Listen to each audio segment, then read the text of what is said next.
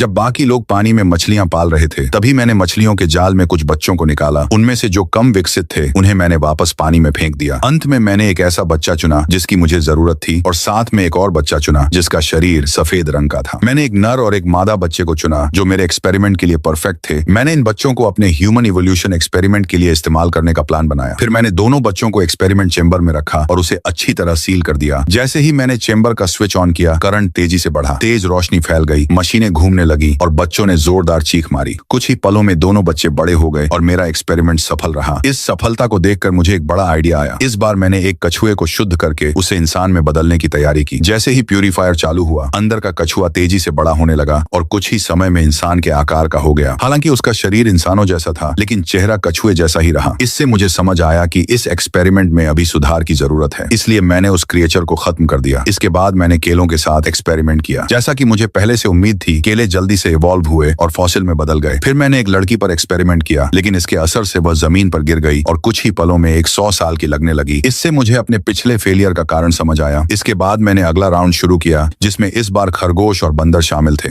जैसे ही प्यूरीफायर शुरू हुआ, खरगोश तेजी से बदलने लगे और उनका शरीर धीरे धीरे बड़ा होने लगा। दूसरे चेंबर में बंदर भी पीछे नहीं थे और जल्द ही वे भी इंसानों जैसे हो गए। इस बार उनके चेहरे भी इंसानों जैसे थे, जिससे यह एक्सपेरिमेंट पूरी तरह सफल साबित हुआ। इवॉल्व हुए इन जानवरों के हाथ पैर मैंने हटा दिए और उनकी जगह मेटल लगा दिया ताकि वे इंसानों से आगे न निकल पाएं। मैंने उन्हें सिर्फ सीमित काम करने की अनुमति दी लेकिन उनके दिमाग इंसानों से काफी बेहतर थे, इसलिए उन्हें काबू में रखना आसान नहीं था। अब मैंने अपने एक्सपेरिमेंट का अगला चरण शुरू कर दिया था। इस बार इंसानों को जानवर बनाने की तैयारी चल रही थी।